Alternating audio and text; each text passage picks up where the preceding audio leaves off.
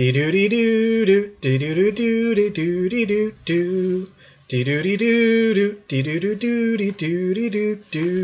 everyone, and welcome to the very first episode of Cause and Effect. My name is Steve Kozeniewski. I am an author, and I'm going to be doing some informational videos, hopefully to help out other authors, readers, and maybe even general internet users.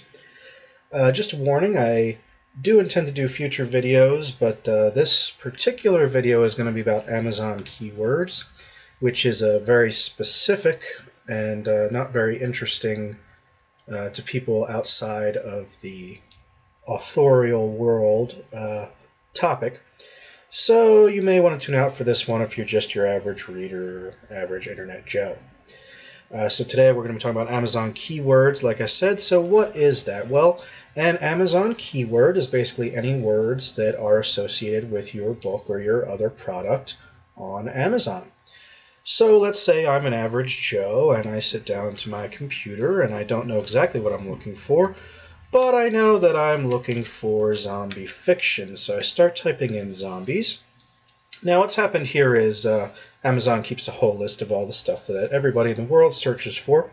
So when somebody starts typing in zombie, these are the most popular things that come up here. Zombie survival kit, zombie weapons, Plants vs. Zombies, and so on and so forth. So if I was just looking for some kind of general zombie thing, I might stop here and click on one of these, but I'm not. I'm an average Joe. I'm looking for zombie books. I'm going to keep typing in zombie fiction. And once I've gotten as far as zombie FI, I might stop here and click on zombie fiction because Amazon filled it out for me.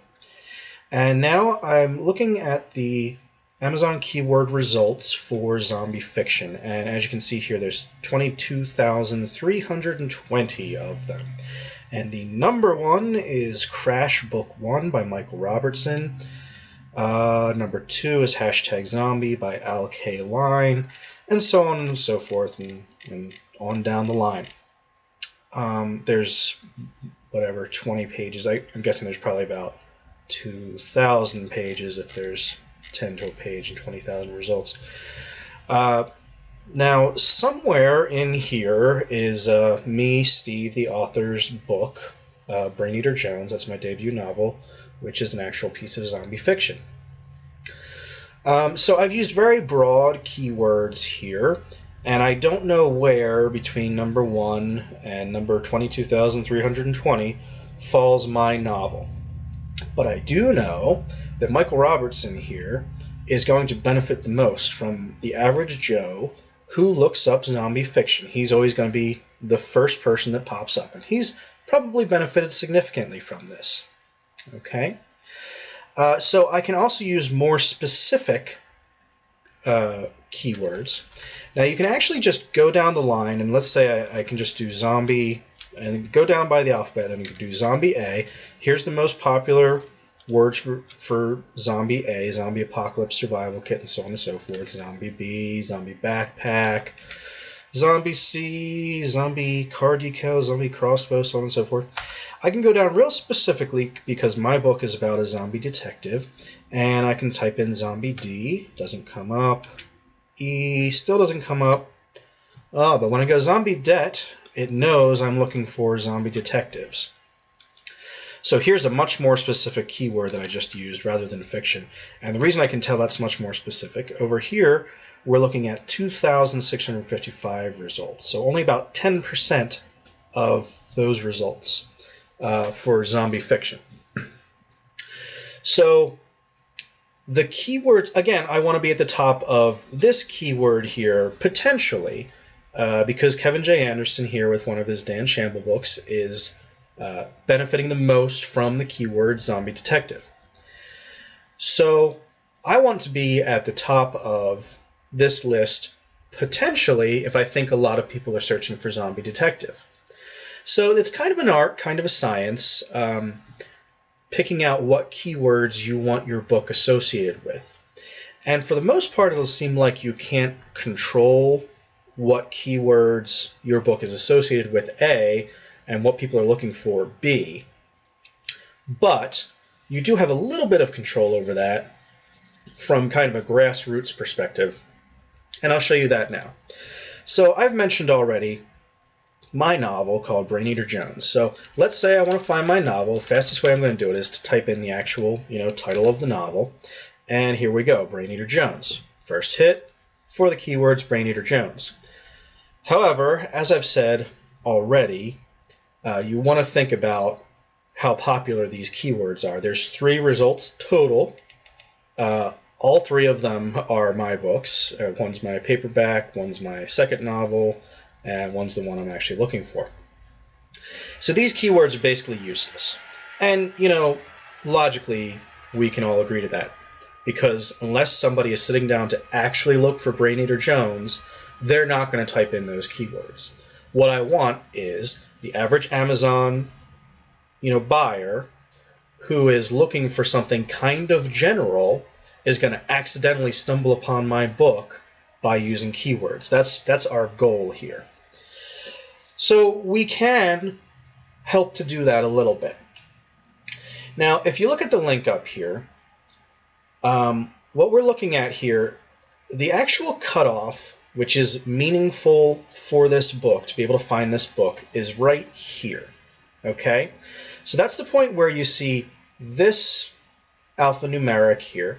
And what this alphanumeric here actually is it's my ASIN. Okay, so if we scroll down a little bit here, you can see that this, my ASIN, which is the alphanumeric associated with my ebook. Okay, you might be more familiar with an ISBN, which is the one that's associated with your paperback.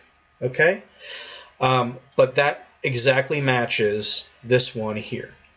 So the minimum link that you need to find this page is that, okay? And that'll take you here.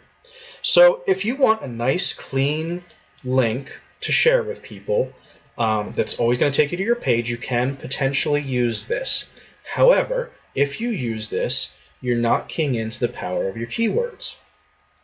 So what I want is the rest of this junk here, which is telling me that I found this page by using these keywords.